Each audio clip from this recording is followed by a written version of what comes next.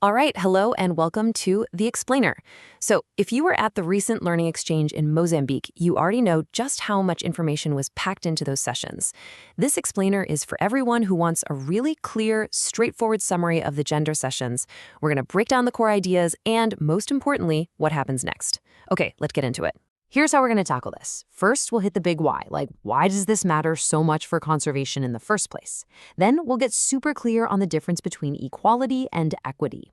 After that, we'll look at the actual system that's designed to make sure all this happens, meet the people who are going to make it a reality, and finally, lay out the concrete steps forward.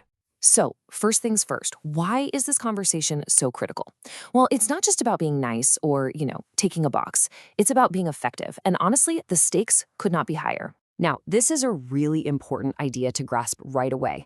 We sometimes think of social concepts like gender inclusion as kind of soft or abstract, but the whole point here is that they're not. These safeguards are real concrete tools, policies you can literally audit just like you'd audit a budget.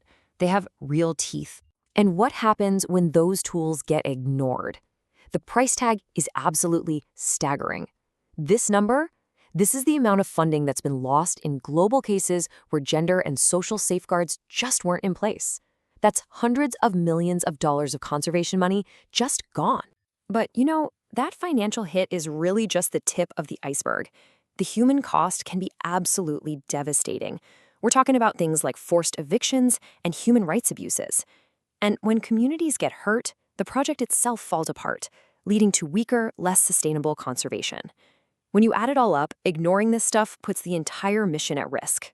But on the flip side, and this is the exciting part, the benefits are just as powerful. Organizations that really truly embrace diversity and inclusion don't just feel better, they perform better. Simple as that.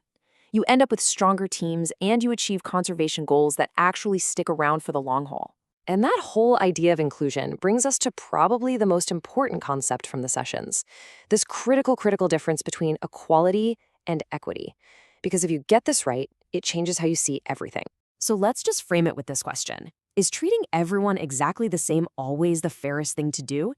The sessions in Mozambique really challenged everyone to dig into that question.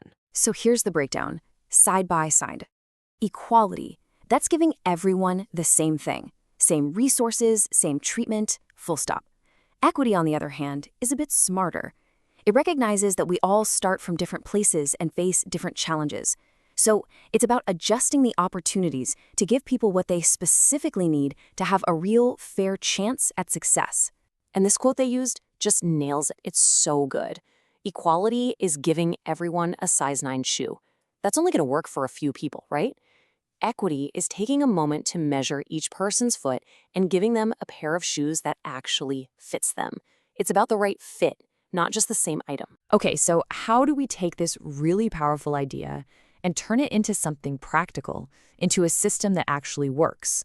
Well, that's where the CI Safeguards framework comes in, and they explained it using this great analogy of building a house. So the official definition is that it's a structured framework of policies.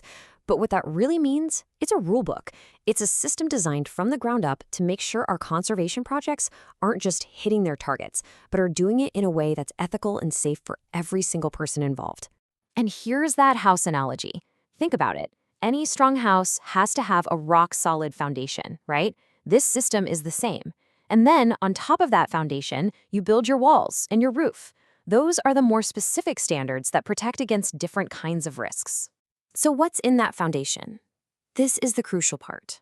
It's these 4 big pillars, making sure gender is considered in everything we do, actively talking to and involving all stakeholders, having a clear way for people to raise concerns, and managing the overall social and environmental footprint. Everything else is built on top of this. Now, a system is only as good as the people who actually use it. A plan is just a piece of paper without someone to make it happen. So the next key piece is, who is responsible for bringing this whole thing to life? This is where the gender champion comes in. And this isn't just a fancy title, it is a critical hands-on role. Each partner organization has named a champion who will be the point person for all of this, from designing the plans to making sure they're actually being followed. They are the local engines driving this forward. Which brings us to our last section. Because these sessions weren't just about theory, they were all about action. So what's actually in the toolkit for these newly minted gender champions? What are they supposed to do? The message from the Learning Exchange was loud and clear. The work starts right now. This isn't something for later. The champions are now officially tasked with taking these big ideas and turning them into practical, documented plans. And here's that to-do list. It all starts with creating a gender action plan. It means putting real policies in place for SEAH, that's sexual exploitation, abuse, and harassment. Then it's about making sure community voices are heard through grievance systems, stakeholder plans, and by documenting FPIC, free, prior, and informed consent. These aren't just documents. They are tangible commitments to the community. Now, that might sound like a lot of work, and it is. But the really important takeaway here is that no one is being thrown into the deep end. Support is coming, there are templates ready for all these documents, and more hands-on training sessions are being set up to help everyone put these plans into action the right way. So look, if you walk away remembering just one thing from this whole explainer, please let it be this. Integrating gender into our work isn't an optional extra. It's not a nice to have. It is an absolutely essential ingredient for doing conservation that is both effective and ethical. And that leaves us with one final question to take back to your own day-to-day work. Thinking about that great metaphor, in your projects, in your communities, who might need a different pair of shoes to really participate? And maybe the more important question is, how would you even find that out?